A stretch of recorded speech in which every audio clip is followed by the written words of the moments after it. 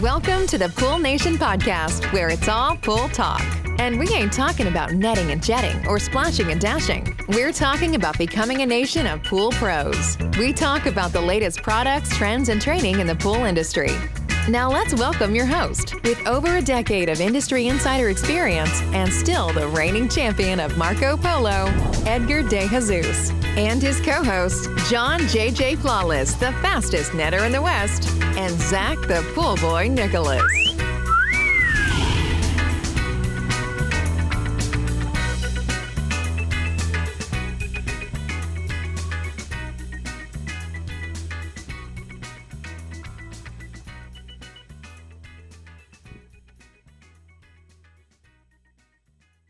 Welcome, everyone, to the Pool Nation.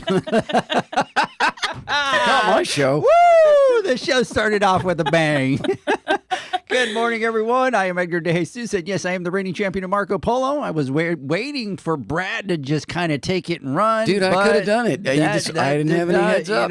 So, along with John J.J. Flawless, the fastest netter in the West, and the famous Zach, the Pool Boy Nicholas. And yes, today we are in studio with the Cannonball King himself, Mr. Spider. What's up, y'all? Uh-oh. Uh-oh. Misfire. There we go. Hey, today we're doing a deep dive into heat pumps with Brad Duncan and Akshaya Shakar.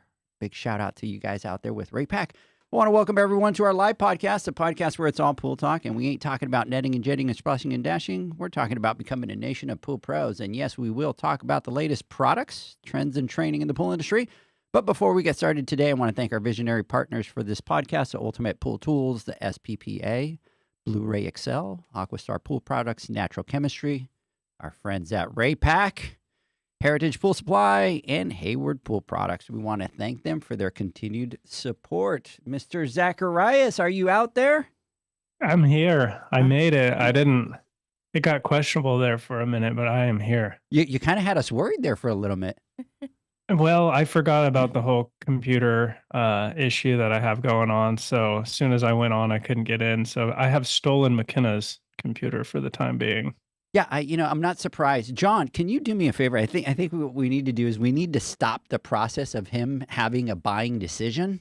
And what we need to do, John, is we need to accelerate that and just kind of bring this to an end. Because if it's anything like that truck, it's gonna be 3 years later. 3 years from now, he'll get a laptop. That is how old, John? Yeah, right. That's what we were talking about while you were you couldn't hear us. I figured, and what I said was you didn't make it to the office in time because you bought a brand new truck, and that new truck it's having its engine replaced, so you had to walk to work today. So Not yet. No. So, Mr. Flawless, good morning. How you doing? I'm doing really well. Yeah. Yeah, it's hot, as we were having a little bit of a heat wave. It was like 120 degrees yesterday, and today is going to be the same. So a little hot, but we can see the beautiful times ahead of us, because it's going to start cooling down in about 2 weeks, and then we're going to slowly and gradually get down to the beautiful weather that we usually have here. And also too, more importantly, chemical costs are going to go down, because I'm going to be saving a boatload of money on chlorine, because I'm not going to have to worry about the heat as much. So that's always a plus for us going into the winter. But in all reality, I'm super pumped for today's podcast. I think, one, we love having RayPack here. They've been an amazing partner. But today's topic, and we don't really talk too much about products, but we know that this is a very important topic. And the heat pump that RayPack provides, I think each and every one of you guys that are listening really needs to take heed to what we're trying to say here, the underlying message. Heat pumps are going to be the future. And especially if you're on the West Coast, California, you can see slowly but surely times are changing, and the ways of heaters and gas-fired heaters are kind of going away. And we read the tea leaves, and we want you guys to be prepared so that your business is set up, you, your technicians, the people that work for you, and your clients are informed, so that when this change happens, and it's inevitable, it will happen, it's starting to happen, that you guys are going to be prepared for it. So I'm looking forward to talking to the super geek himself, Mr. Brad Duncan, who does an amazing job. Wow, shots fired. at- What was that? uh, he is a super geek. That was a compliment. That's a That was a compliment, compliment? bro. I'm a geek. I don't think it. Look at him, John. I prefer the term propeller head if you're gonna do that. Right. You know. You should have seen his look, John. He was like, "What? What? What? Did you just call me a geek?" To kind of help us guide us through this journey. And you guys will see that, as far as like our education, so I think we've done some of the best heater classes in the industry. And, we've had all the help from RAPAC. They've been extremely supportive in helping us put those on.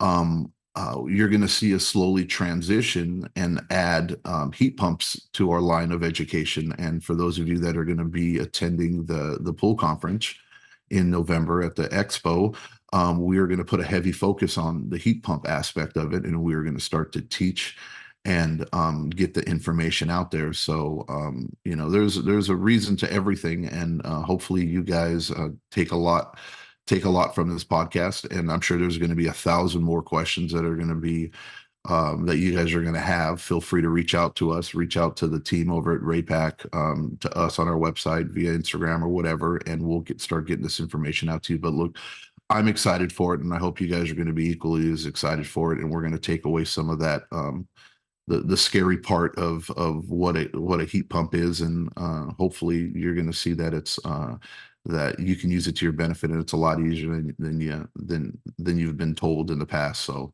I'm excited. Awesome. Akshaya, good morning. How are you? Good morning. I'm good. We had a fun day yesterday. We did. And then Brad, we kind of spoiled her a little bit with dinner, right? Oh, it was all about her. That was absolutely worth it, because she's usually just the one, oh, wherever you guys want to eat. Well, I'm sure they've got something for me. And for her to go in, and there were so many options, and she was just so thrilled, like a kid in a candy store. It was fun to watch. I enjoyed watching it. It was. So, and thank you for coming out. We're always excited to have you come out, and you're one of our favorite person to work with, because you kind of know what you want. You kind of have that vision, and you kind of walk in, and you definitely make my life a lot easier. So we appreciate that. Mr. Duncan, how are you, buddy? What's going on? Hey, man, I'm good. I'm here. We're back in the room. This is my third time sitting at this table. That is correct. And, I've gotten used to it now. I actually, know enough to call Spider by name. That's fun. We're doing great. Everything's looking good here. That's awesome. Well, it was exciting to have you guys out yesterday. For everybody listening, we shot some videos that we'll put on the Pool Man University with regards to the heat pumps, and it was a great course. What did we clock it at, about 2 hours? I think we went it's a lot of starting and stopping, but I think it went about 2.5. We'll About see 2.5. Once it gets edited down. We'll see what it actually comes out to. Yeah, so we'll definitely get that out there. We're going to break that out into chapters, add it over to Mr. Brad Duncan's page, so everybody can kind of check it out. So check it out probably the next 3-4 weeks here. We'll have that up, and we'll have that running out there for everybody to be able to do a deep dive into that. So anyways, let's We kind got well, before we got nominations. Yes. We got to remind everybody. Yes. Yeah, nominations this next what is it? Next Wednesday. Yeah, Wednesday. Yeah, next Wednesday, September 11th. It's going to be live on our Instagram Live like we usually do. This year is going to be a little bit different. We got a couple different surprises. But I just can't believe we're already here, right? Wow, it came by quick. It's crazy. So, everybody stay tuned. And this year we have the help of Spider and the team, which are going to come out and help us with some stuff that we're going to be doing, right? We're going to be kind of taking it up another notch, and we're going to stream live everywhere. We're going to go Facebook, YouTube, LinkedIn, MySpace, everywhere. HBO. HBO, pay-per-view, yeah, right? Wow, yeah, yeah. That's impressive. So Yes, thank you. it's Thank going to you. be all over the news and all that. Yeah. So we and by the way, the one that's going to hijack all that is Spider. He's like, I got it. I'm just going to jump into the feed and it'll be everywhere. So Sadly, I don't think I'll be there. is that going to be Michael? Yeah. Gotcha. Y'all, the people that want to see me though, say what's up to my boy Michael. Yes. He's an enjoyable person. Yeah, he's a cool cat. So anyways, we're excited about that. We got tons and tons of nominees this year. So we're excited about that. So tune in next Wednesday on our Instagram live time, which is 6 p.m. Pacific, 8 Central, 9 Eastern. Tune in, everybody, so that you can see those nominations. Next thing that we have is Pool Nation Spotlight and Insights. The next one's going to be out next Wednesday, so stay tuned. There's a lot of things on there and even some discounts for the Men Warehouse, which we'll talk about here in a little bit. Well, don't tell everybody. That sounds kind of weird, right? Don't tell everybody about it until I get in. Until you get your my stuff taken care of, jacket first, and then everybody else. And everybody taking my stuff. So we were talking about it. John, Zach, and Brad's like he's ready to go buy like 8 jackets and just kind we of. saw your options and Right. we were sold from there. Even Zach was going, "Hey, Edgar, while you're there, can you get me 2 jackets? I have 2 Yeah, jackets at home for I Zach." gotta get those. So yeah, you came over and you left them behind. What was that about? So, anyways, next week. Next week.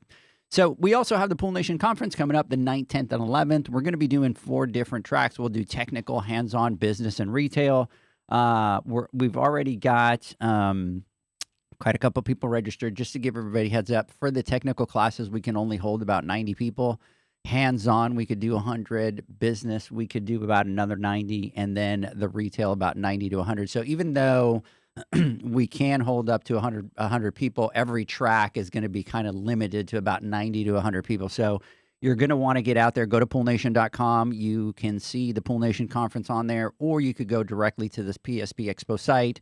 You can see each track. Brad's going to be teaching on that hands-on. They have 2 classes that they're going to be doing. They're going to be doing a 101 heater class, and then we've kind of turned it up a notch. We're going to do a 201 heater class there as well, and all those classes are hands-on. So definitely get out there, register right away, because space is starting to fill up. And then the next thing that we have is on the 11th, we have the Heritage Pool Pro Appreciation Event, and that event is going to be a free event. It's going to be from 3:30 to about 7:30. And where this is going to be a little bit different is we are going to have some of our visionary partners and some other companies there. But instead of this being a tabletop, it's a hands-on event. And so Raypac's going to have some heaters there that people are going to be able to touch, play, tear apart out there if they need to.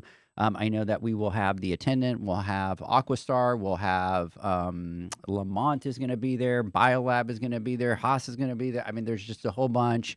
It's really immersive. And then the other thing that we're doing is we're doing for the first time what we call the Apple Bar concept for business, and that is that there's going to be 18 different stations.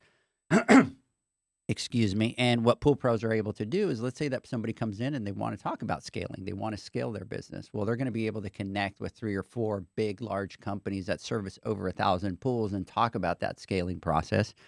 They want to talk about branding. They want to talk about hiring. They want to talk about firing. They want to talk about marketing, whatever it is. In that Apple Bar concept, we're going to have people for them to be able to kind of come in, connect with those people, and get those questions answered. So we're definitely excited about that. And then we roll right into the Pool Nation Awards, which is the night of the 13th. Tickets are already going like crazy. I was telling you guys, I had somebody that called me yesterday, day before yesterday, and said, can you get me 14 tickets? Because last time I wasn't able to take my entire team, and this year I'm taking my entire team. And then I got a call yesterday from somebody else going, yeah, we need 8 tickets. Can you manage that? Because I don't want to go through the sellout process that happened last year. So we're excited to do that. Get out there. You could get those tickets through the PSP Expo or the poolnationawards.com website. And there was one more thing, but I just kind of can't remember. Do you remember what it was, Brad? I'm sorry, what? You're No, supposed to remember, Brad. I don't know. You're I supposed to don't remember. have access to your list, man. So, you're supposed to kind of have that, in your head there. So, All right. Well, anyways, the last thing that I'll talk about, which we joked about, is this year we partnered with the Men's Warehouse. So for any of the guys out there that want to rent a tuxedo, what you're able to do is you're able to go. And if you look at our Insights and Spotlight, which is on our website, there is a page right there with the Men's Warehouse. There's a code. So if you rent a tuxedo, it's $60 off.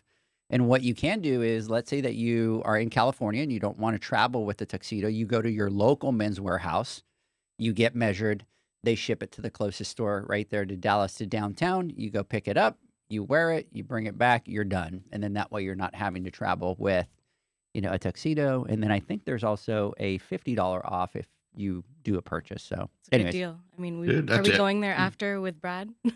Yeah. Yeah. On the way to the airport, we swing by the Men's Warehouse. Hey, look, Edgar, we need to Yeah. take a second and kind of appreciate, that how far we've come to where we've collaborated with Men's Warehouse Right. now, and we're getting coupon codes, right? Where what is it next issue where we've teamed up with Shell and we're going to be offering 10% off a gallon of gas, right? It's our next one. Right? Yeah, we kind of need to go there, right? We need to. Why not? We right? need to be strategic here. Yeah. Let's figure. I mean, look. Imagine if we can offer 10 cents off a gallon for our pool pros out there, right? Participate in Shell or Exxon or whatever it may be. American think about Airlines it. discount flight. There you go. There you go. I could use it. Akshay, can you Yeah. manage that phone call for us? I got it. You got she's it. on it. We're good. She's It's on on it. lock. We're good. Happy Meal discount. Yeah, something. there you We can go. do that. So anyway, so we're really excited about all that stuff that we have coming on. But anybody that needs any information, just go to poolnation.com. All the information is there. And we're excited to kind of be able to see everybody and hang out with everybody. So, Mr. Brad Duncan, you ready?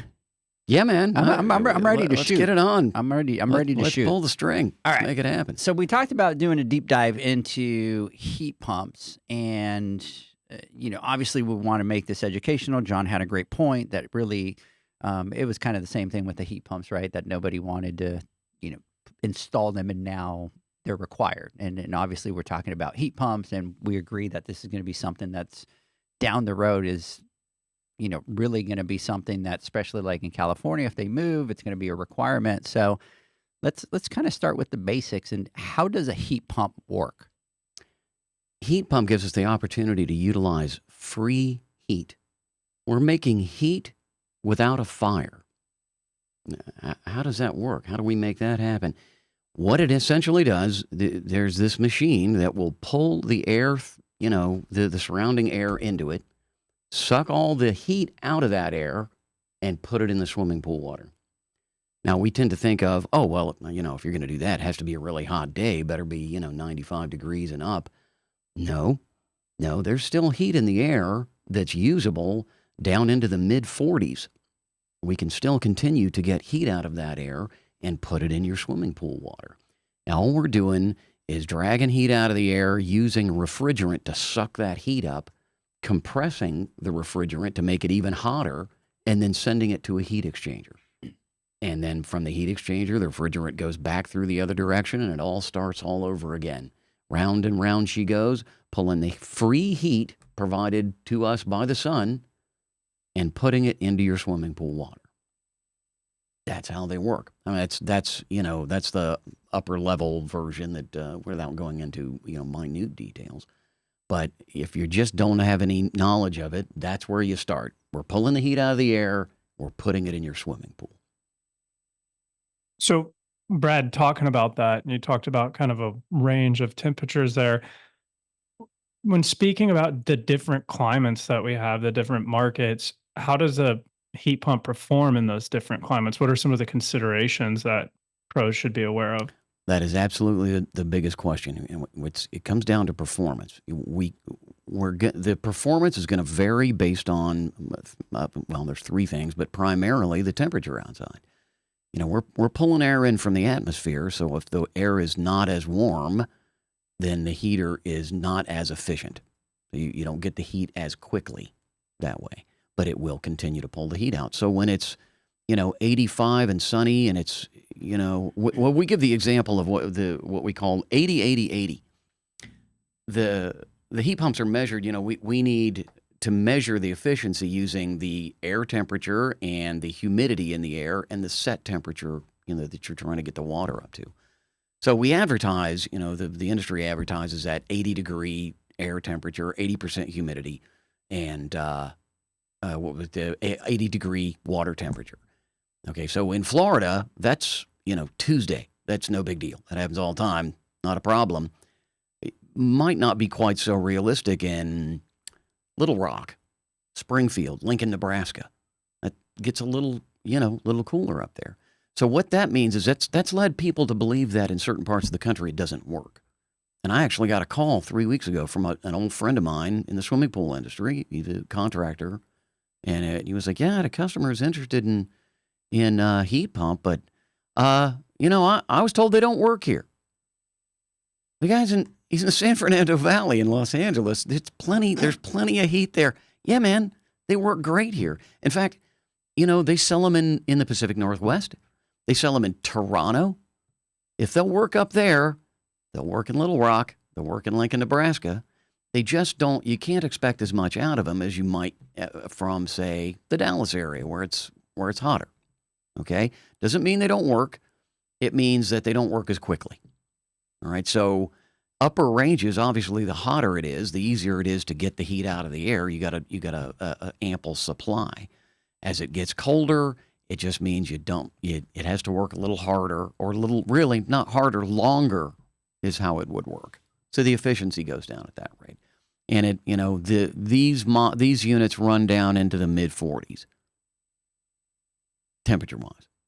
Yeah. And I mean, and I can be a testament to that. We've been putting them out here in California now for many, many years. And we're in my area, we're very hot. So as far as that 80, we're like at 100. But as far as humidity, we're on the lower end on the humidity. And even though we might not have the perfect or ideal climate for it, they work very well and surprisingly well, as long as you have a clear understanding of what they're capable of doing. I think the biggest misconception with a heat pump is thinking it will heat up as quickly as a gas heater, or that they can't, when they put them in, oh, it's a heat pump, it's supposed to heat just like that. Or on the other side of the spectrum, people think that just because it's a heat pump and it takes a little bit longer, that they're not capable of doing the same thing a heater can do, which is not true. It just takes a little bit longer, like you were talking about, Brad. And one of the main questions that we get and people say is, oh, we can't have a heat pump because I have a spa. So in reality, can you either debunk that or let the viewers know, can a heat pump heat up a spa? Yeah. Yeah. I mean, look, I'm guilty of saying, spas maybe. The thing is, it's just going to take a little longer. Okay, if you're running, you've got a standard pool spa combo with your average size spa on it, and you've got a 400,000 BTU gas burner, you're probably accustomed to, turning that heater on and letting it run, and, in 30, 40 minutes, you're soaking in the spa. Probably won't be able to do that with a heat pump in most places. Doesn't mean we can't get up to 104 in the spa. It just means it's going to take a little longer. So, the trick is mitigating the expectations of the customers so that they don't think, look, this is not a plug-in replacement for your gas heater. And therein lies the problem, where it's like, well, we're going to go to electrical. We're going to get rid of all the fossil fuels. Okay, that's fine, but you have to know what your expectations are. This is not a direct, one-for-one replacement. It's going to take a little longer to do the job. The good news is the operating cost is going to drop like a stone. They're way less to operate. We're not burning gas, and the efficiencies of these products, even at temperatures that you might not think of as being particularly warm temperatures, the efficiencies are still far greater than the gas model. Is it time to talk about the efficiencies? Do you want to talk about efficiencies? Yeah, that was going to be my next. My next question was going to be obviously, and you just mentioned the cost, but again, I'm used to a gas heater, right? So, how do they compare on the energy cost? So here's how this works. When we talk about gas heaters, we usually talk about efficiency by a percentage. It's like how much, and what it comes down to is how much of the heat from the fire that you're burning, are you actually getting into the water itself? The most common right now, most of the newer heaters are at 84%. Okay, so that's residential, not cupro-nickel, just copper, 84% efficient. That's pretty good. That means for every dollar worth of energy that you put into that machine, you're going to get 84 cents worth of heat in the pool, in the water. Okay, that's pretty good. The rest of it, that the other 16%, just kind of goes out the flue. Oh well, that's loss. Okay, let's talk about the heat pump. We measure a heat pump differently. We don't give a percentage of efficiency. They take those three things that I talked about: the temperature of the air, the temperature of the water, the humidity, and they do a mathematical equation. It's called coefficient of performance, COP they call that. So typically you'll have a coefficient of performance somewhere between 4.0 and 6.0, something like that. So just as an example, if you've got let's say you've got a 5.9 COP on your heat pump, okay? So what I put $1 worth of energy into the gas and it came out, I got 84 cents in the water. At a 5.9 COP, I put that same dollar into the heat pump and I get $5.90 worth of heat in the water. It's like 7 times the efficiency at that point, okay? I'm not saying they don't pull a lot of electricity, they do, but you get more of that in the water, okay? So the efficiencies are, 5 to 7 times, depending on, a number of factors, but considerably more efficient than gas. This is where, it takes longer to get there, but you do eventually get there and you can maintain a temperature at a far lower cost than continuously burning gas. And look, and to add to that, Brad, for us, and we've been on the bandwagon for heat pumps now for quite a while. We take care of a lot of Airbnbs out in my area, and one of the perks is heated pool, right? Everybody who rents a Airbnb, they want a heated pool. And of course, the people that own the Airbnbs and rent them out, they charge a premium for it. And it's expensive, especially in the last few years. Ever since COVID, the cost of gas has gone up a lot. And in order to operate those gas heaters, it starts to get a little bit ridiculous when it comes down to what they have to charge or what it costs the client in order to have them. So we've been offering, and to tag on to what you were saying earlier, as far as heat pumps don't necessarily replace them, you can't really look at them as like an exact replacement for them. We use them in conjunction with gas heaters. And Sure, as far absolutely. as, and that is like the game changer that we have, because you're able to now, well, there's so many benefits, and I'll kind of try to hit on them real quick without taking over the podcast on this. But having a heat pump in conjunction with the gas heater, you're able to, especially during the colder climates, you're able to use the gas heater to be able to get the temperature up to where you need to be at a quicker pace. You're able to not have to wait 2 hours or 3 hours, maybe sometimes, to heat up a spa. Depending on the size of the spa and how cold it is outside, you're able to utilize the gas heater for that. But more importantly, when you're heating up a body of water and it's 65 degrees outside or 70 degrees outside, and you want it at 88 degrees, you're able to heat that pool up with the gas heater up into the 80s, and then you're able to maintain it at a much cheaper cost with that heat pump. And it is capable of doing it, and it does it very, very well. And the savings are just astonishing that the clients get. And when they come back and say, John, I can't believe how much money overall between gas and electricity and the difference between the two, how much we're able to save by having that. And then on top of it, not only that, but as an Airbnb, it is like the worst thing that can happen is the heater goes down when you have guests there and they're renting. And having 2 heaters on the pad to be able to use one when one goes down while you're repairing it, I can't tell you how many how many times we've saved the day by being able to switch over and use the heat pump, because one, the heater's been working, you're able to maintain it. The water's a lot warmer now. If it's in the 80s, you're able to go from 88 to 102, 103 a lot quicker than if it was at like 50 degrees, right? Bringing it up to there.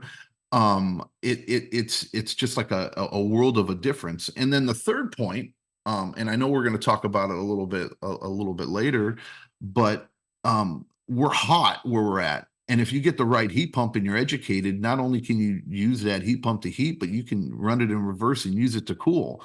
Our pools are 100 degrees out here in the summertime, and I'm not kidding. Depending on the where it's facing, the type of how shallow it is, what type of finish it has, I have pools that are 100 degrees during the summertime, where our average temp is like around 92 to 95 degrees for our pool water. That's ridiculous. And nobody wants to swim in that, but it's not comfortable and refreshing.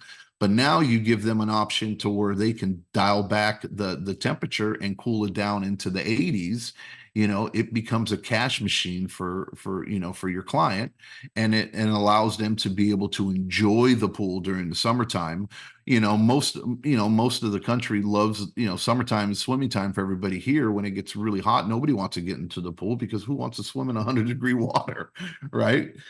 So we've utilized that, and it's been very impressive for us out here. I should point out, for those of you that are not, fully up to speed on what's available out there, that would be a heat-cool model. They don't all do that. Some of them do, but so that's an upgrade. You'd be buying, typically that's the upper end model that'll have a heat cool. But yeah, you can set it. In most cases, you can set, the heating band so that it's, we don't allow the water to get below a certain level. But if it gets up to a certain level above that, it'll kick on in cool mode and keep it down underneath that. So you can set the band at, well, let's say, I don't want it any lower than 79, but I don't want any higher than 86. You can set it up like that. So if the water, obviously, as long as it's in that band, nothing will turn on at all. There will be no call for heat or call for cool, as the case may be. So once it gets above that, then it turns back on at cooling mode to cool the water back down. So I want to jump back. You were talking about the COP and how much more efficient it is for how much money you spend, how much heat you get in. One of the things with heat pumps is it's a heavy initial investment for customers. And I think with a lot of pros out there, it gets tricky when you're trying to sell a higher price tag item. But I think that something important is looking at the initial investment compared to the long-term savings. Can you talk a bit about how the initial investment in a heat pump compares to the long-term savings? Yeah. With any product that you buy, if you're spending less money for use, the actual operating cost is going to be less than what it's replacing. Then it just becomes, there's a break-even point somewhere. Now, I'm not entirely sure where that might be, but I know that it has to exist because we're spending less money, which means you're going to get a return on your investment. There's going to be a point at which you've heard the term, it pays for itself. Okay, so when you hear that, what you know is that it's going to take an amount of time. The question is, how long does it take to pay for itself? So we know that we're using, the operating cost is substantially lower. The initial outlay, and this assumes that let's say you've been using a gas heater for years. It's time, your heater's done. It's time to replace the heater. This is where you make the decision. This is where you have to be able to do the math and go, okay, here's the heat pump, here's the gas heater, and the heat pump is more expensive, but it's more efficient. So you know that at some point it will return, give you a return on your investment that will, allow it to pay for itself over time.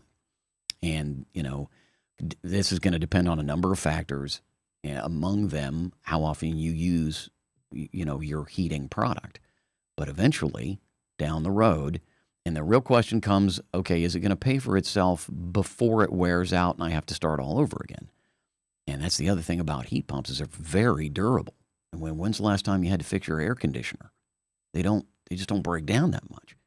And so you're you're more likely to keep it for a longer period of time, which makes it more likely to save you money in the long run. Hey, Did I answer your question? Because sometimes I just start talking and I don't know if I actually got there.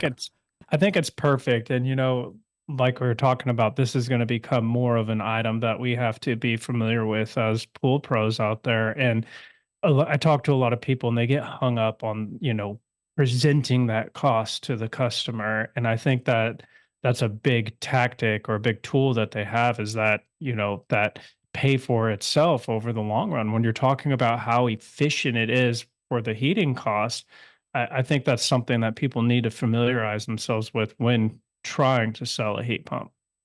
I always had I had a good relationship with my customers. For those of you who don't know, I was a pool guy for 25 years.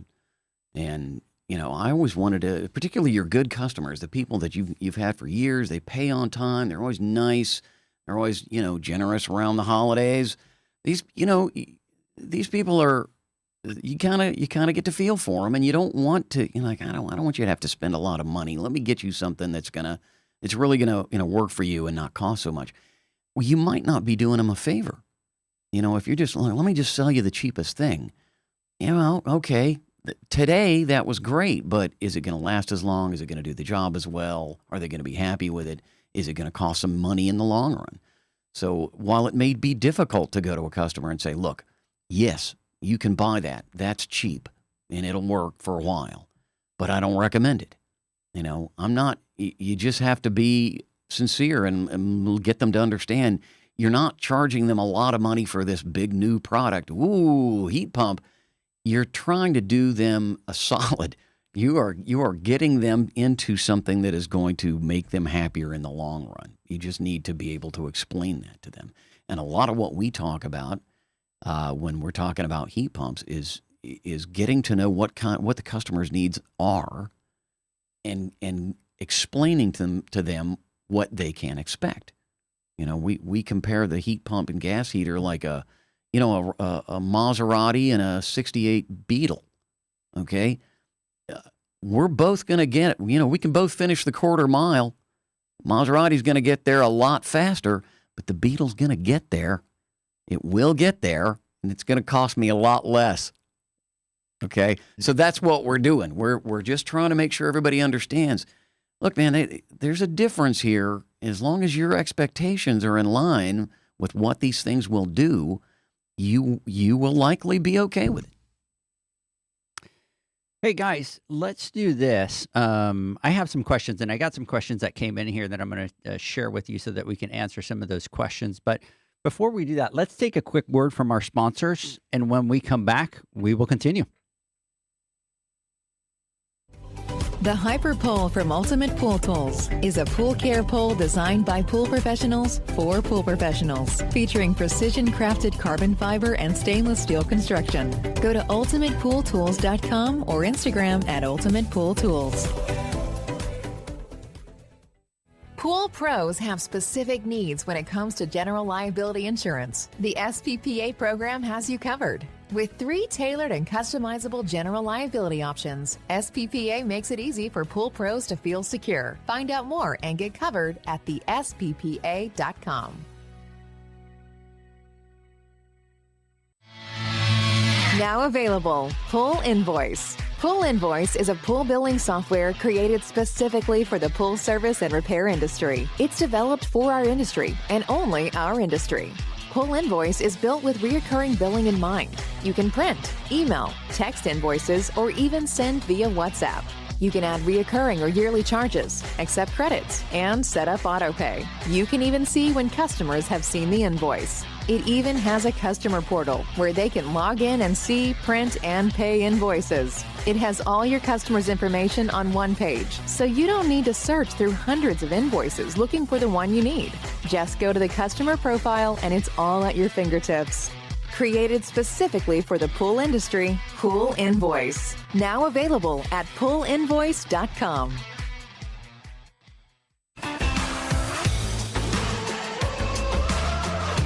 Blu-ray XL is the power of minerals working for you. Reduce your overall chemical costs and labor up to 50% guaranteed. Whether you have 20 accounts or 20,000, Blu-ray XL's direct pricing and free shipping to the pool trade have you covered. Improving pool professionals' profit and work-life balance is what they do. Blu-ray XL, the real mineral purifier. Visit them at BluRayXL.com. Blu-ray all day. Aquastar's new pipeline cartridge filters, available in 2 sizes, deliver top-notch hydraulic efficiency along with best-in-class filtration performance, approaching that of DE filters. Uniquely designed, open pleat spacing means 100% of the media square footage is usable. And these claims are backed by NSF test results. Designed with the pro's time and comfort in mind, the patented double locking system improves safety and ease of access, making filter cleaners faster than ever before. Available now. Ask your supplier for pipeline filters today. Natural Chemistry, a leader in specialty water care solutions for over 30 years, is proud to provide products that make pool service easier than ever before. Its unique enzyme formulations in Pro Series Pro Blend improve efficiency of your pool program while reducing frequency of filter cleaning and scum lines. Natural Chemistry is also well known for its wide variety of phosphate removal solutions that include a non-clouding formula in Phos-Free and extremely high-range removal with Pro Series Phos Remove or Phos-Free Max. Save time, save money, save work with Pro Series products. Stop sacrificing durability or efficiency with the help of Raypak's new Avia HD models that utilize NITEC, their exclusive industry-first technology. NITEC heat exchanger technology is Raypak's latest solution to superior strength and maximum efficiency when it comes to residential pool heating. With 900% more nickel compared to copper nickel in critical surfaces, NITEC creates an ideal surface to protect against scale formation and erosion without compromising on Avia's 84% thermal efficiency. Learn more at raypak.com/NITEC. The next evolution in lighting is here. Universal Color Logic 2.0 from Hayward. The latest in pool and spa lighting was designed with you in mind, making installation a breeze. Upgrades include a detachable cord and first-of-a-kind adjustable lower catch to overcome variations in plaster thickness. As always, Universal Color Logic lights retrofit into virtually any in-ground pool or spa while delivering industry-leading, vibrant color. Visit Hayward.com to discover more. Welcome back, everybody, to the Pool Nation live podcast with Mr. Brad Duncan. Was that by the way, everybody on break, he was like, Edgar, can you please just announce my name a little bit with a deeper voice? The whole welcome everybody, Brad Duncan. And he's like, no, can you please do the Brad? That is definitely what Duncan. was happening. 100%. That's definitely. Is that deep? Akshaya, hey, what was that, bro? Did you see how quick he was? Just took me a minute. But Akshaya, was that not the case? He was saying, I'm the talent, and I deserve to be Brad Duncan. I mean, he literally took 5 minutes of our break to relay that to us. Yes. Et tu, Brute? My homegirl over here. You're throwing me down the stairs. Wait. Some backup over here. That's what I'm talking about right there. All right, fine. That's all right. That's fine. Just so much more I know where your desk is, by the way. Just so you keep that in mind. I take it back. Edgar. See, this is where I over. get FOMO because I'm not there, so I don't get to see what's going on during the break there. And I'm, I assure you, it's not that exciting. it's not. I promise you. So Brad, getting back to the questions, I know you touched on it earlier about what affects the efficiency, but there are also some other things that affect heat pumps efficiency. Can you kind of go through them all one more time for everybody, and then maybe talk about some of the other things when it comes down to like installation and things to look out for, like maybe clearances or whether they can be indoor or outdoor, and those types of things, and like whether there's like a low hanging roof or something where it can't draw in the air, or how close to a heater, stuff like that really come into play that affect the efficiency of the heat pump. So let's start with there's a lot to unpack there. Let's start with the what affects the efficiency. So efficiency means what you're getting out versus what you put in. What you're putting in is going to be about the same all the time. Where you have to run the fan, we have to run the compressor, and those pull electricity, and there's a little bit of electricity for the electronics. So that's the energy that we put into it. That remains pretty much the same. That doesn't really change much. The fan doesn't usually with some exceptions depending on the model. But standard models, the fan turns at the same speed, the compressor turns at the same speed. That amount is going to remain the same. So what changes is the amount of heat that we get out of it. So what changes that? Well, since we're taking heat out of the air, it's easier to get heat out of hotter air. There's simply more, let's call that fuel. There's simply more fuel available. There's more heat available, and it's easier to get that out of the air. The humidity is also a factor. They work better at higher humidities. Now, you live out in the desert, so it was not going to be a lot of humidity out there. We sell a lot of heat pumps in Arizona. They still work great because there's still plenty of heat. So we're, while the humidity might be very low, we're okay. We're still doing all right with that. So those will affect the outcome.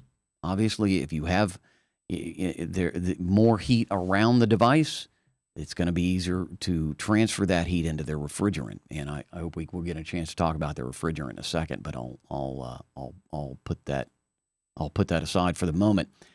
In terms of restrictions on where you can put it, first of all, we're taking the heat out of the air. We're pulling the heat air, literally pulling the air in, wringing the heat out of it, and kicking the air back out with the fan.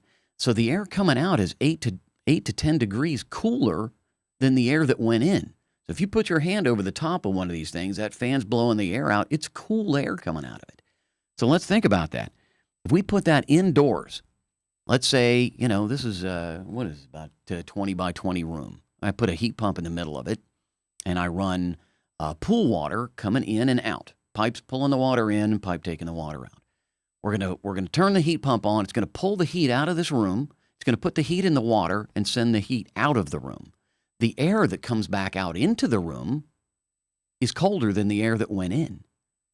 We would effectively, over time, and in a fairly short period of time, surprisingly short, turn this room into a refrigerator to the point that it gets so cold now we don't have heat available to wring out anymore. So we're running the same air over and over and pulling the heat out of it every time. Every pass through pulls more heat out of it until, the three of us are sitting in here wearing parkas because it's cold. You can't put them indoors. You can't put them indoors. So if you're looking to replace indoor heaters, you're going to have to make some. Hopefully, maybe there's a wall. You could keep the rest of your equipment indoors and, run your electrical and your plumbing out through the wall, if that can be done, if you have room to do that. You could feasibly put them up on the roof, something like that. They're great on the roof because it's nice and hot up there. But they cannot be run indoors. They're always outside. Bear that in mind when you're thinking about a particular customer who might like to have one of these. Oh, yeah, but he's got that little shed where all his pool equipment is. Won't go in there. The physical space of the devices, they are typically, and they come in various sizes, obviously, but the largest sizes are probably 30% larger than a standard swimming pool heater, gas pool heater. So you have to bear that in mind. They need clearances around them. All right. Typically, and this may vary by manufacturer, but what you find in general, you need 12 inches all the way around the evaporator coil just to have enough room for the air to flow. Okay. That's actually pretty reasonable. You're talking about this much room to get the air in to the heat pump. So that's not bad. But look, I've seen a lot of equipment pads that, they put everything in there with a shoehorn. One of my pet peeves, as a matter of fact, was, builders. I'll try to keep calm because there's probably some builders out there, but they just love to stuff everything into a tight little spot, and it makes everything harder. It's difficult to work on. I've seen, I gotta do a pump seal on this pump, but I have to uninstall it because the back of the motor is slammed up against the back of the wall. I can't pull the motor back without taking the whole pump out. That's, not the best. So I'm, turning screws and, hopefully when the guy installed it like that, hopefully he put unions on it to make it a little bit easier, but it's still a little bit of a hassle. All right. You need a little bit more room with this heat pump. And now that we're just talking about around the outside, again, we are pulling air in and we are ejecting it up. Now, again, there are side discharge models, But let's just stick with the standard vertical discharge. We need 5 feet minimum above that thing to be able to eject this colder air out. If you put something above it that's, well, frankly, even at 5 feet, you're kind of skirting the edge there. But let's say you put something 3 feet above it. You're going to put it underneath a deck or something, and there's only 3 feet of clearance. Is it going to work? Yeah, but you've automatically reduced the efficiency of the product. Because you're going to be drawing in some of that cold air. Drawing in that cold air. Okay, that air pop comes up. This big fan is blowing air out as hard as it can. It hits whatever is above it and starts to roll back down and underneath, and the heat pump starts to breathe in its own effluent air, which is colder, which reduces the efficiency of your product. So you need 5 feet above that. And on the side discharge models, you want that same 5 feet in front of it.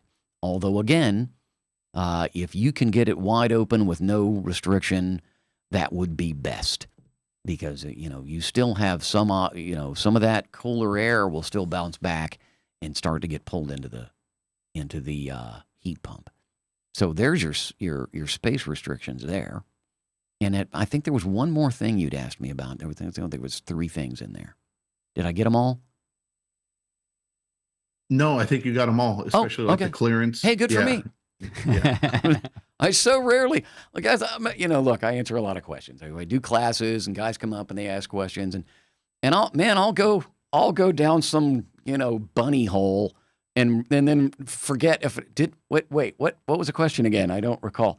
I do that all the time. So I'm just trying to cover my tracks here.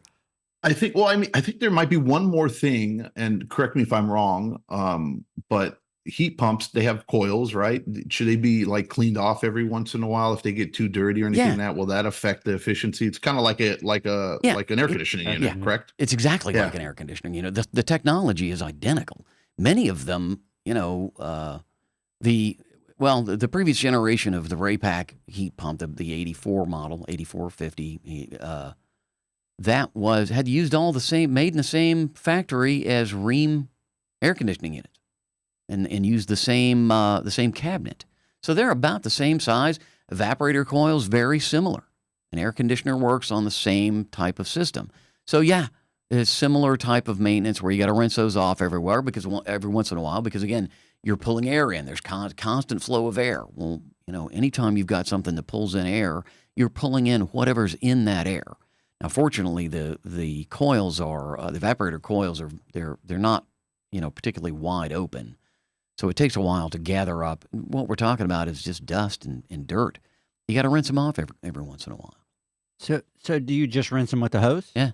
Because I know the air conditioners, they use chemicals and stuff like that, but you can if it gets to that. I mean, hopefully we'll get it cleaned up often enough that you don't have to do that sort of thing. But if whatever you would use on an air conditioner coil, it would be the same thing exactly. So would you take? But I mean, now bear in mind, guys, when you talk about chemicals, I would be very careful about what you're spraying on the outside of that thing, because you don't want to eat. Look, they're made out of metal. The tubes are copper. You don't want to eat that stuff up. Yeah. And I know there's specialty chemicals for that. Mm-hmm. And so, would you have to take off the cabinet, or is that something that you could kind of do from that? The Raypak model actually has protective panels over it that still allow airflow, but protect the coils. And that's the other thing about usually you can, because you're rinsing, you can get through whatever covers. And there's some sort of cover, because we want to protect the coils, because they're, the fins are aluminum and they'll bend pretty easily. So, you kick a soccer ball up against it, and technically you've just reduced the efficiency of the product, because you've made it harder to get the air through it. So we want to protect those coils. There's usually some sort of grate or screen or panel that allows air to run through it without being obstructive, and still, will protect it from flying objects. So it may or may not be necessary. That's going to be a case-by-case situation. But in the ones where it's going to be necessary to remove the panels, they'll be removable. Yeah. Now, at least ours is. John, I have a question for you, obviously, because my brain kind of goes to the business side of it. So with the ones that you have in place, and we do a yearly just like we do with heaters, same exact thing. where we take them apart, we open them up, we clean them out, we do what we need to do. We clear the drain plug. You know, there's drain holes; those things condensate like crazy. You want to make sure that's clear and free. Obviously, we know that condensation is not good to be pulled up and stored, right? You want to get that stuff drained out. So we go through all the same things, and we charge our annual heater or heat pump maintenance, where we'll open it up and we'll clean it up and get it going. And that's usually right before the season when we start to do it. And you know, it's something that's needed, right? You want to maintain, and you don't make sure there's no bird nests or rat nests in there. You know, you don't want mud in there if it got rainy or something happened. You just want to make sure it's clean and ready to go, and be very protective and careful that you're not going to get any of the electronics where the panel's at wet. Mm-hmm. And then, yeah, it's simple. It's a lot easier than the heater, you know, because vermins don't really like to live in there, and they don't really make nests and stuff in there as much as they do inside a heater. But they do definitely get dirty because they're wide open, and there's a lot more debris and crap that can come in when it's off from the top into the unit, because it's a big vacant space, and all that crap needs to be cleaned out. Gotcha. And do you do that at the same time that you do your heaters? You just kind of put them all on the same track for and sure. charge? Yep. Yeah. Yep. Okay. 100%. So, I have two questions for you. So one of them is, so obviously it's a heat pump. It's kind of like an air conditioner. So there's certain things that the pool pros can repair on them. There's certain ones that need, obviously, licenses for refrigerant, right? Can you talk about that a little bit? Yeah, this is a point of fear, and I think John you used that word, or guys are scared of these things, and I try to turn fear into respect. Don't fear it. Respect it, but don't fear it. So one of the features that a heat pump has is something called refrigerant. Now, when I first started, looking into this sort of thing, I had a hard time getting my head around how we get refrigerant to make heat. That didn't make any sense to me. I have a refrigerator at home, and it keeps my beer cold. So how does it heat? I don't understand that. And what I didn't get was that refrigerant can be both very hot and very cold. So it starts out very cold. We're going to make it hot, and then it'll return to being cold again when it goes through the evaporator coil. So we have something that's under a great deal of pressure. It's pressurized. It could be in a very cold state, 60, 80 below, depending on the refrigerant. Okay, it could be at a very hot state. This stuff is dangerous. It is dangerous to human beings, and it's bad for the environment. So you can't just release this stuff to the air. You have to recapture it if you're going to take it out. When you're bleeding this thing out, you're supposed to recapture it. This is why you have to have a license from the Environmental Protection Agency. That's a federal license. They want to make sure you know how to handle this stuff without hurting anybody, and that you're not just dumping it into the atmosphere. Because the old school guys, we need to dump the refrigerant. Just open up the valve and let her fly. And it's bad for the environment. So the EPA wants to make sure hey man, if we catch you releasing this stuff into the air, we're going to fine you. And I'm not talking about $20 here. I'm talking $35,000. Holy cow. Okay. And don't hold me to that. I'm not sure, exactly what it is. But it's big. It's big. It's big, buddy. So that's just on the federal level. So you need that licensing. Now, so now a lot of people are under the impression that, I've just got to go sit for my EPA license and everything will be fine. I can go out there and start, messing with this stuff. That teaches you the kind of the dangers of it, but it doesn't really teach you how to handle it. You still don't know how to handle it, how to work the gauges. That stuff comes with training. And so states will have their own licensing for that. Okay, and most of them are pretty stringent. People, HVAC guys go to school for 2 to 4 years to get all the information that they need to get the licensing that they need for, how to operate this stuff, how to work it, how to charge and discharge the refrigerant. And so, okay, do we have a lot of those in the swimming pool industry? No. And as we move now, look, moving forward, I fully expect that more and more people that deal with swimming pool equipment will start to look into having an HVAC license. I got to tell you, for those of you that are just getting in the industry, I would look into, if you have to go to night school to get an HVAC license, I'd do it right now. I'd do it right now because you guys are, pool guys that are putting these in. If I were out there putting them in, I might put one in. I can do the plumbing. I can do the electrical. I can set the pad up. I can make sure everything is lined up the way it's supposed to be. I can make sure the plumbing is correct. I can do all that. I can't touch the HVAC portion. I can't touch the refrigerant. So if I'm out there right now, I have to do what I did with an electrician. There were certain electrical things I didn't mess with. My licensing in California did not allow me to go to the main panel, the main electrical panel. So I had an electrician. I had a guy. I would call him up. Hey, man, I need you to come out. I need another breaker for this, and then we need to run some cable, some wires. And he would come out, and I would tell him, this goes here, that goes there. This is what I need. Bing, bang, boom. He did it, took care of it. I wrote him a check. I sent a bill to the customer. Okay? That's what we're looking at doing with HVAC people. You're going to want to find yourself an HVAC guy who's got it down. He has an understanding, because look, you may find HVAC people to go, what, swimming pool heaters? I don't know anything about that, because they don't realize it's all the same stuff. It's all the same stuff. So once those individuals get it in their head that, yeah, I can work on that, you can do the same thing with an HVAC guy. You'll bring in a guy, and I'm going to use the word subcontract. I mean, I'm not telling you how to run your business. You do what you do, but you bring in a guy who has the licensing and the knowledge to do what needs to be done on that product. I'll take care of everything else. Dude, don't worry about the plumbing. You come in here and worry about the pressures. There's various pressures for various models, and that's all available. All the manufacturers will give you that information. That's not going to be hard to find. So, yeah, pool folks, you're not going to be able to work on, typically, in most cases, not going to be work on the refrigerant part. I see that as a blessing, because, I don't know if I want to get in there and start, fella could put an eye out. Look, you can be badly burned or injured with this stuff. Yeah.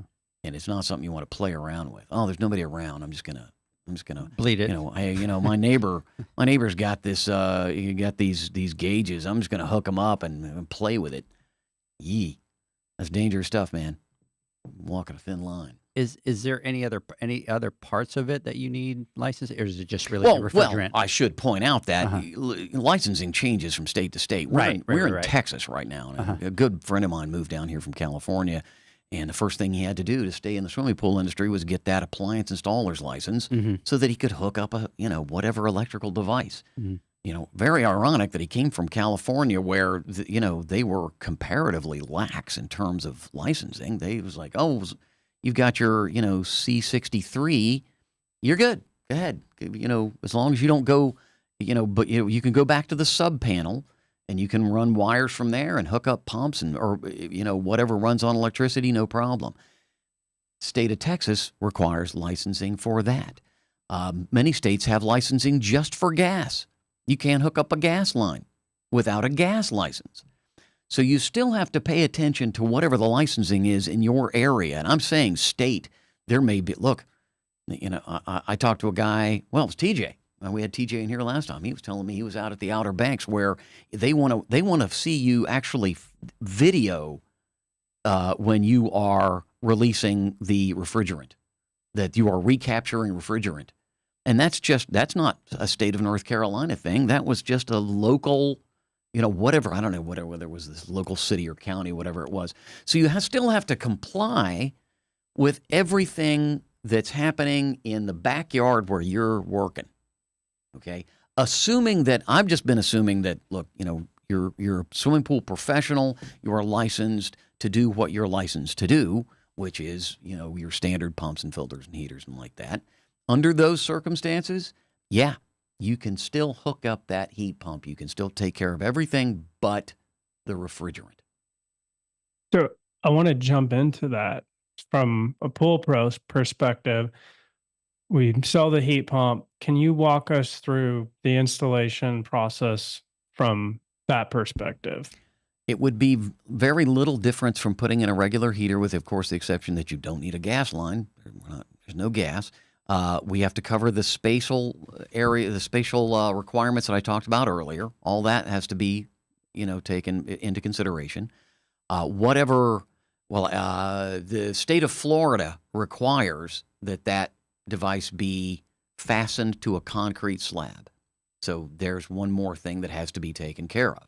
And they even have how big the slab is in relationship to the device that you're putting on it. So all of these things have to be followed. Plumbing is mostly the same. Well, let me back up just a second and say that they are substantially heavier than a swimming pool heater. You might need a bigger dolly. You might need an appliance dolly. You might need to, I can get the older model Ray Pack, let's say it's a big old 406, 407.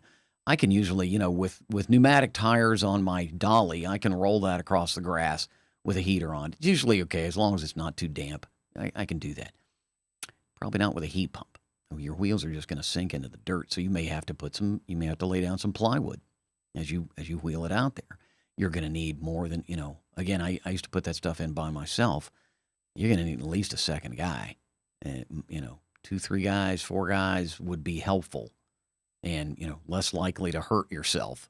So that's a consideration. The plumbing may be slightly different. When we plumb a gas heater, typically we just use, primary plumbing. Pipe comes directly out of the filter, goes directly into the heater. Another pipe comes straight out of that heater. So all of the water on the system is running through your heater, even if you're not heating your pool. If you turn your heater off and never heat your pool at all, you've still got every drop of water from the pool running through the heater.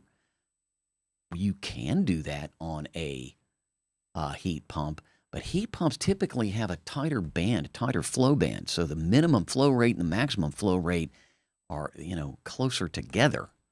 40 to 100 on a standard Ray Pack heater. It might be 30 to 80 on a heat pump. Okay, so all right, because the band is closer together, we've got to pay a little bit more attention to that. And we have to be able to adjust that. So an external bypass of some sort is, if it's me, I'm going to put one on every single time. I'm going to put one on every time because the worst case scenario, you put it on, you spent a little extra money on a flow meter and a ball valve and a couple of feet of pipe and some fittings. And if you have to run all the water through the heater, you shut that ball valve. Okay, great. But it's there. It's there. And if you have a variable speed pump, and let's face it, almost everybody has a variable speed pump now, it's going to change your flow rates. So you got to set up that flow rate. You got to really pay attention to make sure that you are getting the flow rate within the range necessary for that product that you're installing that day. Okay. Wow. I turn on my pump in the morning and it runs, I got it running at, 2,800 RPMs.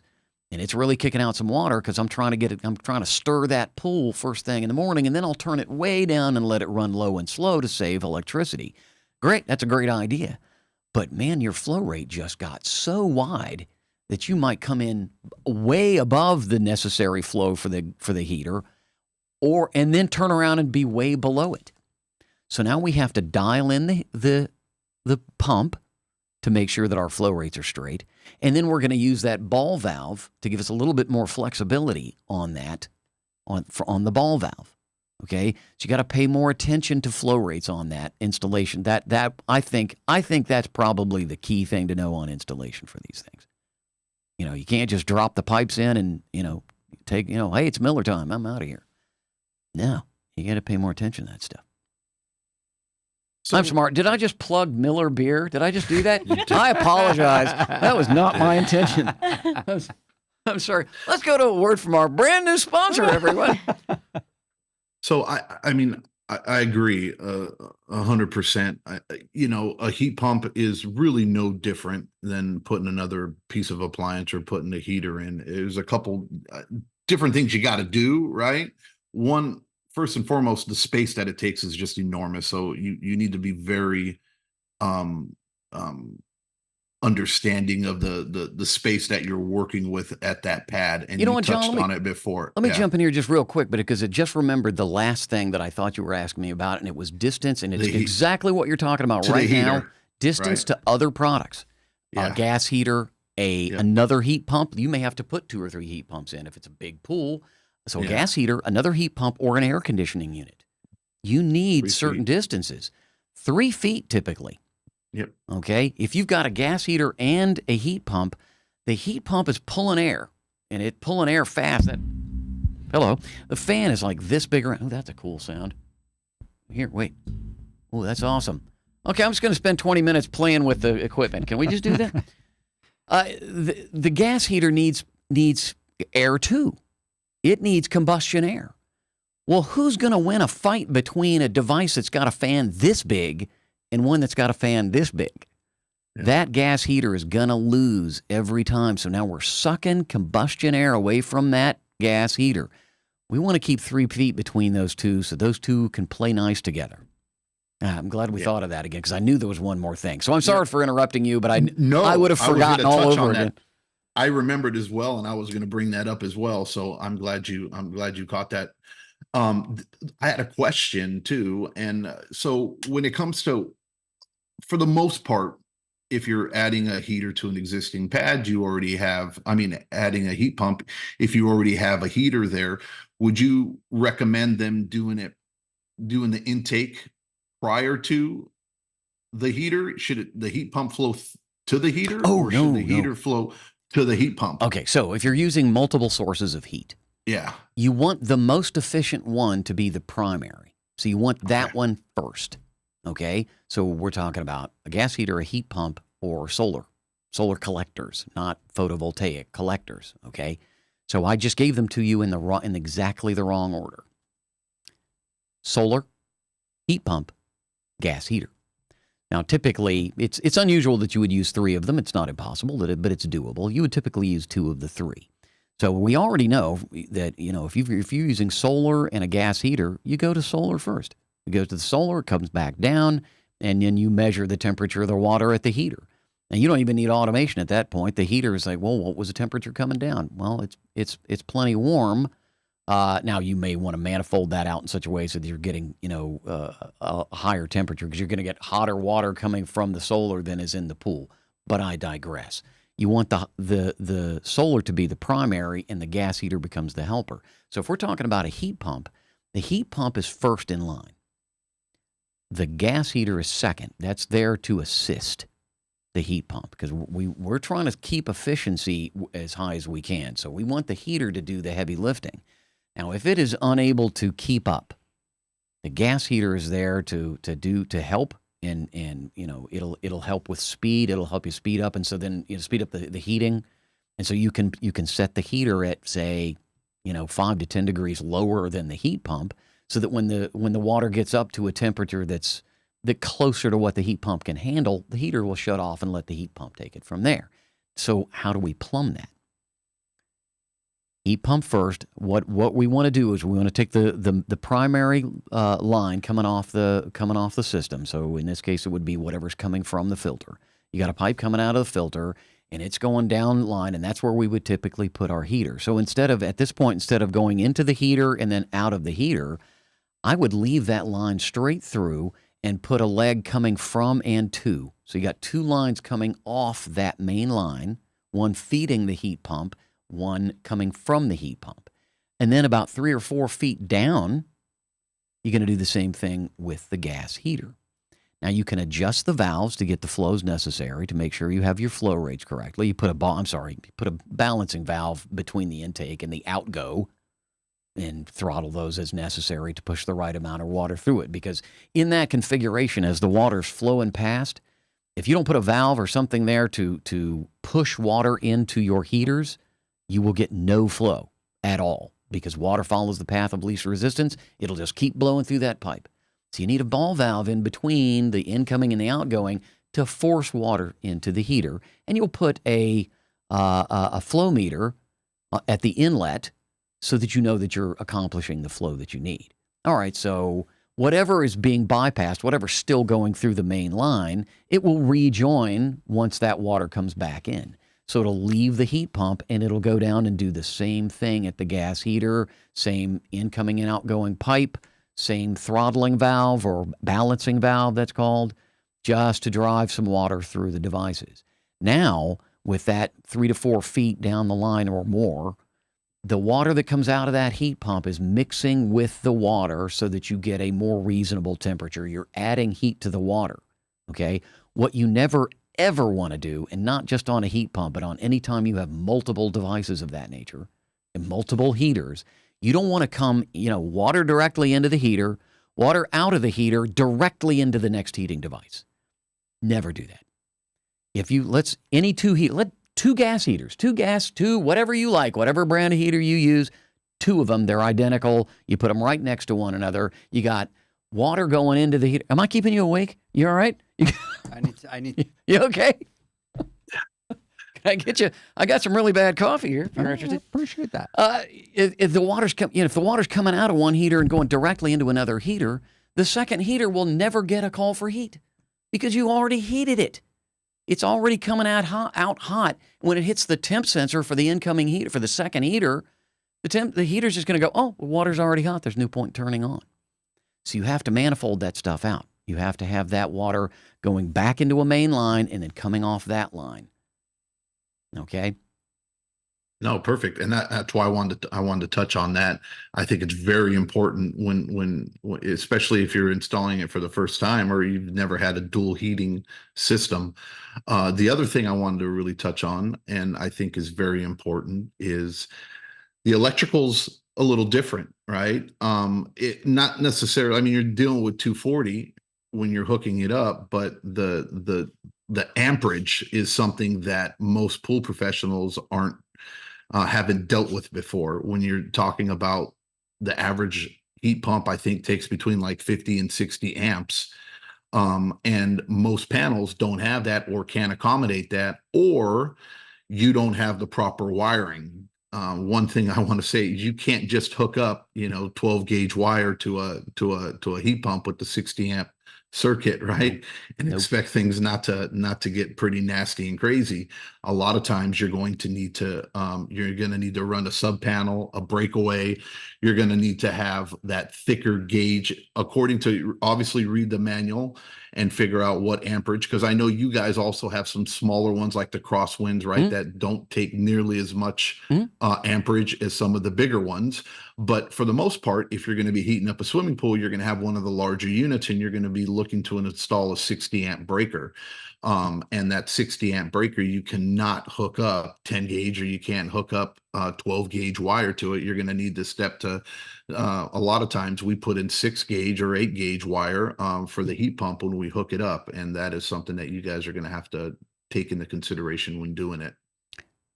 100%. 100%.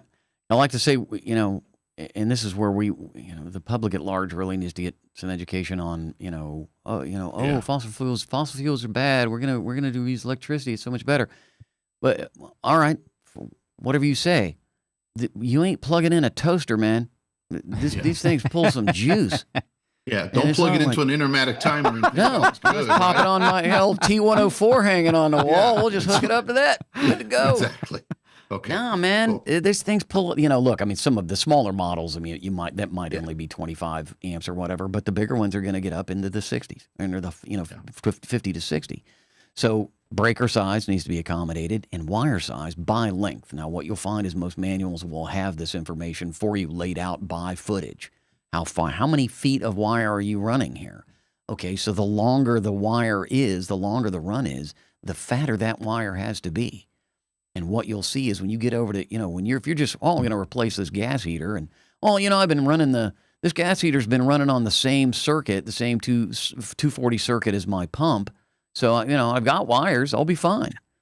Yeah. No, you will not, because, those, 12, 14 gauge wires just ain't going to do the trick. You're pulling way too much juice off the system, and you need to accommodate that with the wiring. Otherwise, when we use the wrong size wiring, you're trying to push too much power through too small of a wire, you get resistance heat on the wires themselves. Smoke show. Yeah, smoke show. Good word. Resistance heat on the wires themselves, so your wires become heating elements. So Does that sound dangerous? Because it is. So what you're saying? No, I'm just going to be smart enough. I'm not going to. Really? Why stop so now? I can't take the wires from the heater and just kind of reuse them. No, folks. Folks, that's look. Right. This is one of the things. This is one of the upfront costs is, and this is the other thing is, I recommend bringing in an electrician. Bring in an electrician that can go look. And frankly, I would bring them in at the bidding level, so that they, there's not going to be any surprises. I put in this bid and here it is. Hey, great, they took the bid, and you bring your electrician out and he goes, I don't know what you were thinking, man. It's going to cost twice that just to do the electrical. I would bring that into the equation. Absolutely. Hey, let's do one thing. Let's take our final word from our sponsors. We're going to do something a little bit different today. So normally we do our final words right after the commercial break, but there's a couple things that we want to talk about before I get John and Zach's final thoughts. So take a word from our sponsors. We'll be right back. Mr. Brad Duncan. Yes, that's right. That's Brad Duncan. We'll be right back. Where'd that come from? What are you doing? The Hyper Pole from Ultimate Pool Tools is a pool care pole designed by pool professionals for pool professionals, featuring precision-crafted carbon fiber and stainless steel construction. Go to ultimatepooltools.com or Instagram at Ultimate Pool Tools. Pool pros have specific needs when it comes to general liability insurance. The SPPA program has you covered. With 3 tailored and customizable general liability options, SPPA makes it easy for pool pros to feel secure. Find out more and get covered at thesppa.com.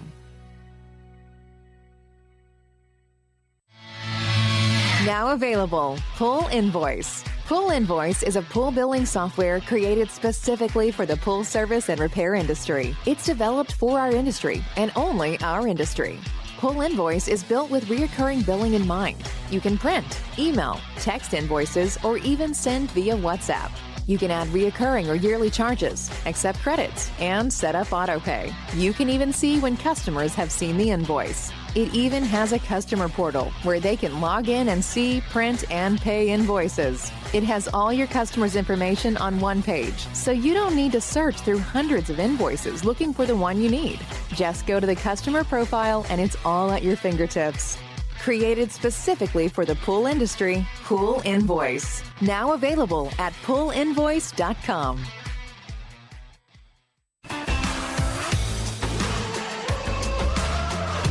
Blu-ray XL is the power of minerals working for you. Reduce your overall chemical costs and labor up to 50% guaranteed. Whether you have 20 accounts or 20,000, Blu-ray XL's direct pricing and free shipping to the pool trade have you covered. Improving pool professionals' profit and work-life balance is what they do. Blu-ray XL, the real mineral purifier. Visit them at BluRayXL.com. Blu-ray all day. Aquastar's new pipeline cartridge filters, available in 2 sizes, deliver top-notch hydraulic efficiency along with best-in-class filtration performance, approaching that of DE filters. Uniquely designed, open pleat spacing means 100% of the media square footage is usable. And these claims are backed by NSF test results. Designed with the pro's time and comfort in mind, the patented double locking system improves safety and ease of access, making filter cleaners faster than ever before. Available now. Ask your supplier for pipeline filters today. Natural Chemistry, a leader in specialty water care solutions for over 30 years, is proud to provide products that make pool service easier than ever before. Its unique enzyme formulations in Pro Series Pro Blend improve efficiency of your pool program while reducing frequency of filter cleaning and scum lines. Natural Chemistry is also well known for its wide variety of phosphate removal solutions that include a non-clouding formula in Phos-Free and extremely high-range removal with Pro Series Phos Remove or Phos-Free Max. Save time, save money, save work with Pro Series products. Stop sacrificing durability or efficiency with the help of Raypak's new Avia HD models that utilize NITEC, their exclusive industry-first technology. NITEC heat exchanger technology is Raypak's latest solution to superior strength and maximum efficiency when it comes to residential pool heating. With 900% more nickel compared to copper nickel in critical surfaces, NITEC creates an ideal surface to protect against scale formation and erosion without compromising on Avia's 84% thermal efficiency. Learn more at raypak.com/NITEC. The next evolution in lighting is here. Universal Color Logic 2.0 from Hayward. The latest in pool and spa lighting was designed with you in mind, making installation a breeze. Upgrades include a detachable cord and first-of-a-kind adjustable lower catch to overcome variations in plaster thickness. As always, Universal Color Logic lights retrofit into virtually any in-ground pool or spa while delivering industry-leading, vibrant color. Visit Hayward.com to discover more. Welcome back, everybody, to the Pool Nation Live podcast with our friend Brad Duncan. Oh, just stop. Just quit. And Akshaya. Yes. We want to welcome you guys back over here. So normally we do final thoughts. You know what? Let me come back over here. And so we did have a question on here with regards to, and I guess I should backtrack a little bit. So Ethan was asking if there was an HVAC license that didn't involve having to work for an HVAC contractor for 4 years. And then Kelly, which huge shout out to you. I know she is with Florida. She's with Horner Express. So I kind of reached out to her and asked, and her response was, in Florida, you need to be licensed for refrigerant recovery. You must be at least 18 years old. You must have a high school diploma or a GED. You must complete a training program, usually a vocational school or college. You must gain verified experience in the HVAC industry, and you must pass the EPA-approved test and earn the Section 608 of the technician certification. So, Ethan, I hope that answers that a little bit. If not, just shoot me a message, and then I'll be more than glad to kind of connect you with them, and they might be able to get you any questions that you have on there. So, anyways, big shout out to everybody that was listening. We obviously geeked out a little bit on a lot of the heat pump, the install, that kind of stuff. So we kind of neglected some of our peeps over here. So Jeanette was on there. So big shout out to Jeanette, Ethan, Eric was on there, Michael, Kelly, big shout out to everybody out there. And there's a couple of things that we wanted to talk about really quick before we get final thoughts, which I think was very exciting, which John was talking about, and that was the email that you got. Do you want to talk about it, John, or should we just throw it back to them? No, we're gonna give the floor to them. I think I've talked enough. Yeah. So there's a little email floating around about exciting news about the Avia heaters. Why don't you guys talk about that? Yes. Actually, recently, we partnered up. You guys probably saw it in Pool Pro magazine, but we partnered up with Poolside Tech, and it is called the Brains and Brawn package. Mm-hmm. And we're pretty excited about it because we are combining the pool heaters combined with the controls to bring the pros the best-in-class pool package. So it's, everything you guys are going to see. We're going to come out a little bit more with the details on it, but installation and energy savings, there's seamless control and integration, automation, and then diagnostics. So we're very excited about that. And then also we've been in collaboration with Aquastar too. So with the Pool Nation Conference, PSP, and then we have the Heritage, so many events upcoming. And we're excited to kind of divulge more about that, but it's going to stay tuned.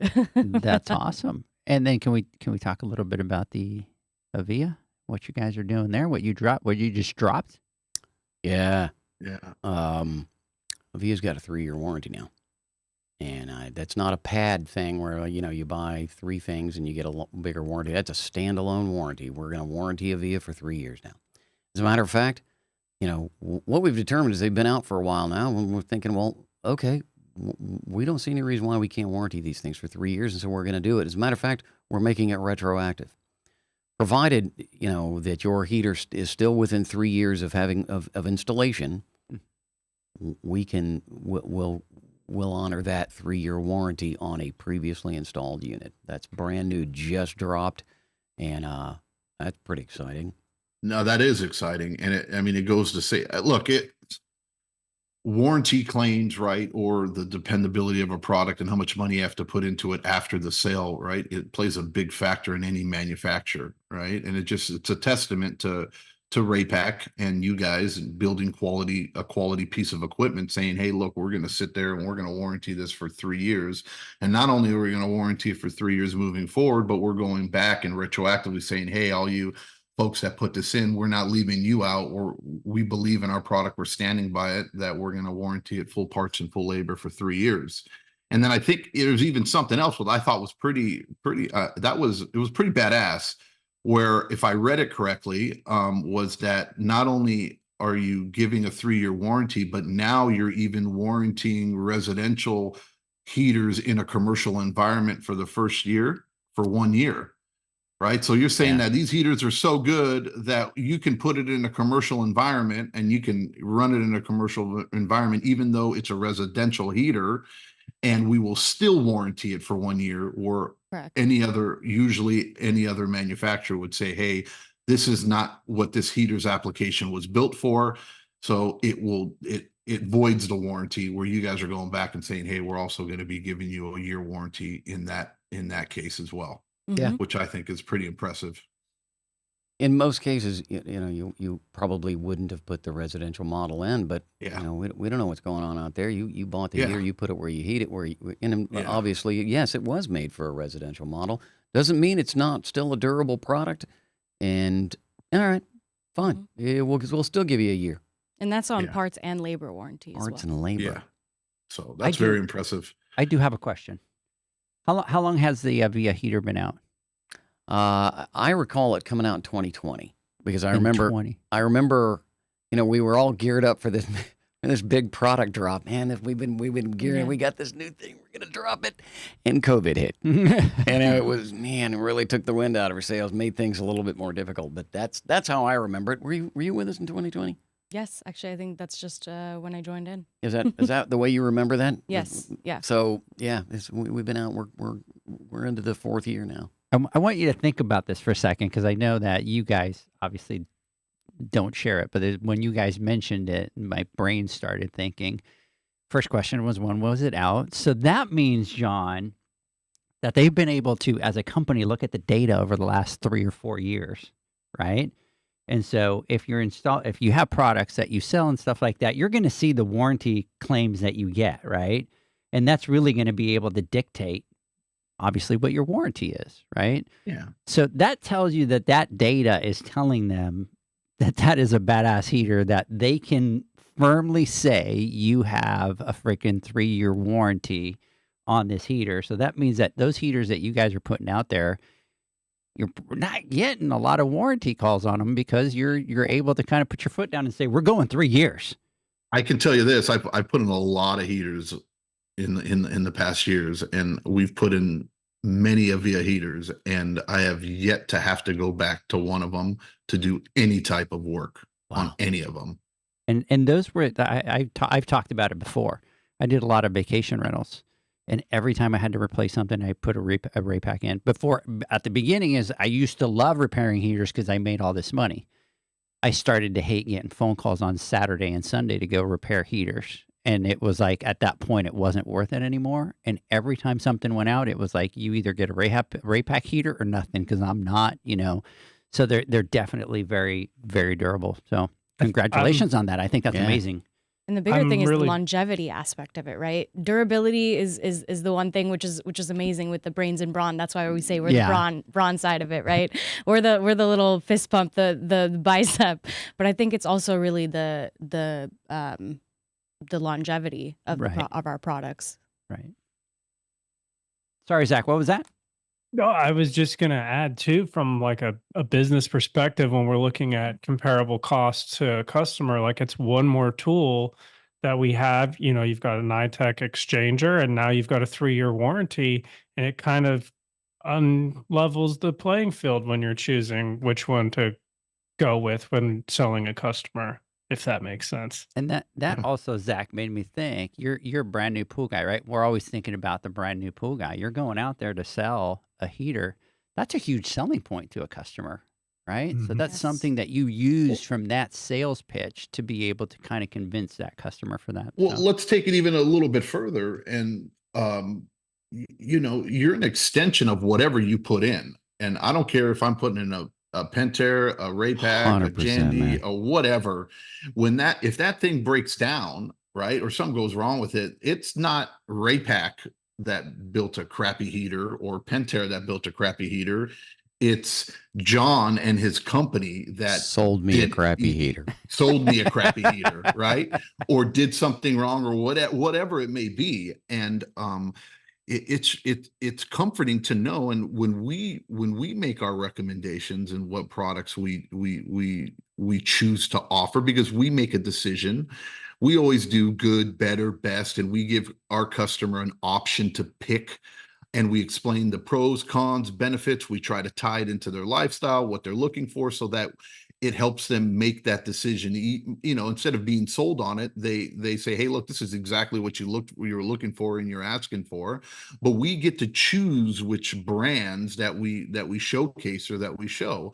And I'm not going to be, I'd be a liar if I said, hey, I chose not to offer something because I knew that was a piece of crap and it was going to break down, or I've had a lot of issues with this certain product and whatever it may be, and I'm like, yeah, I don't want to go back in a year or 6 months or 2 months or whatever it may be and have to deal with this and the inconvenience it's going to cost my company and the customer's perception of us. So having a product that is bulletproof, or is close to bulletproof in the industry, so far for us, it makes it an easy choice when it comes down to what heater we decide to offer and install on the pad. So kudos to you guys. I think it's awesome. And instead of just saying, hey, look, because you could have just as easily said, 1 year is what the industry standard is, or whatever, and live with it, and be okay with it. And nobody's going to judge you on it. Right. Because that's what everybody else is doing. You're saying, hey, look, not only we're going to warranty it for an additional 2 more years, knowing you are going to incur some extra costs, right? Because there will be something that's going to go bad that now you're going to have to warranty or do something where you wouldn't have had to, but it just goes to show in the character of the company and you guys standing behind your products and being there for the pool pros. So, it's a lot easier conversation to have with the client. Say, hey, look, I know your heater's 18 months old, right? It's going to cost you $1,300 to repair it. Going back and saying, hey, look, yeah, we got your back. We got you. We put this Ray-Pack in, Yeah, it's 18 months old or 24 months old. It's going to cost you nothing to repair it because it's covered under warranty, right? So it's a much easier pill to swallow for your client. They're going to be more than happy. Okay, it's down, but hey, I don't have to pay anything to get it fixed. It's going to get fixed, and then you look like the hero. It's a win-win for everybody, and it's a no-brainer. Absolutely. Love it. Is there anything else that we're forgetting? Did we cover? You got a lot of training. So Ray-Pack, we talked about it yesterday. You guys are full force for next year. I'm like, hey, what are you guys doing? And you're like, we're doing every single show. But and honestly, we're doing every single training. It's frightening.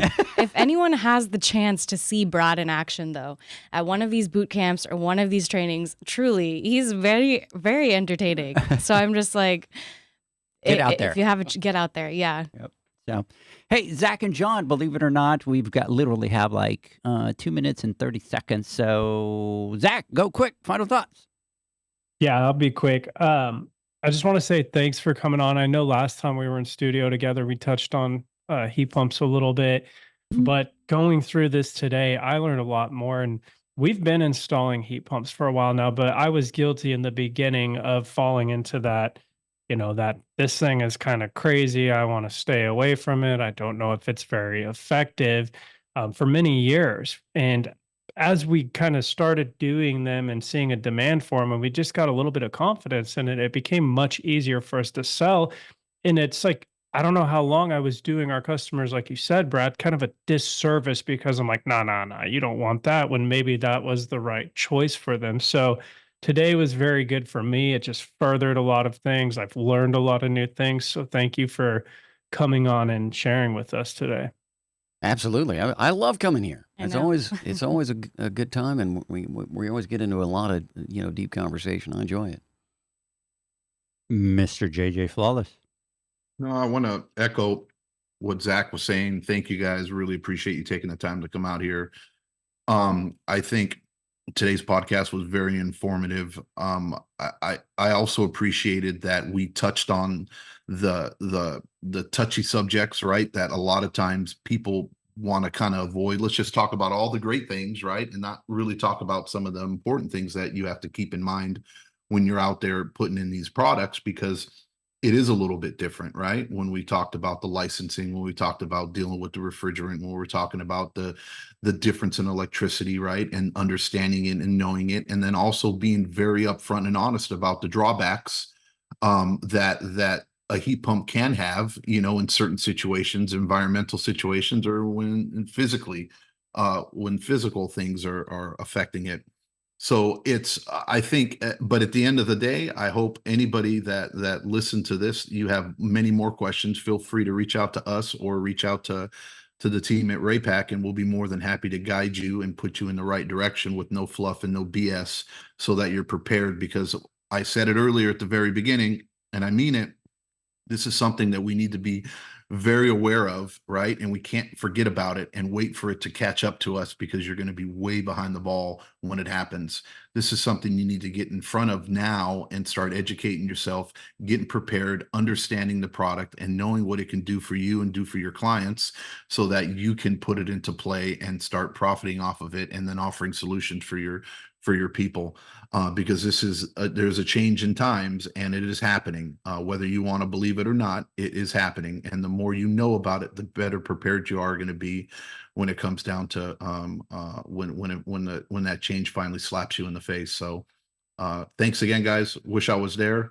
Look forward to seeing you guys at the expo or at our next event.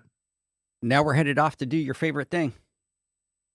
You're going to go eat. Yeah, baby. We're going to go eat. I'm hungry, I'm Mom. hungry. So, hey, I do want to, my final thoughts really quick. I do want to take a second to thank all the amazing women that came out to the Women's Summit. It was absolutely amazing. I just got messages, believe it or not, with people kind of going, can you put me on a waiting list for 2025? Just as I was on the podcast. So amazing. I do want to give a personal thanks to Stacy Gearhart, which is your guys' boss. She is absolutely amazing. I'm going to get in trouble for this because I know somebody's listening that doesn't allow me to say bad words, but she is a badass woman in the industry. Stacey, thank you for everything that you do for the industry, for your company. I know that you're an amazing leader. I always try to take key things and key takeaways from people that inspire me. And two of them from her is, one, live in the present, live in the moment, right? And then number two is obviously being really, truly authentic to yourself. So, Stacey, thank you so much. I do have to give her a phone call because I am gonna ask her what we talked about, but I don't want to kind of throw her out into the bus and here in front of everybody. But I will be giving you a call. So anyway, Stacey, thank you so much. You're absolutely amazing. Everybody that's out there, tune in next Wednesday, Instagram Live. Nominations for the Pool Nation Awards, they will be held at Heritage Pool Supply. Zach will be driving up. We will go live right at 8 o'clock with our friend from the studio, and we're looking forward to it. So, nice. Everybody, have a great weekend. John, Zach, we'll catch you on the other side. Bye, guys. Thanks, guys.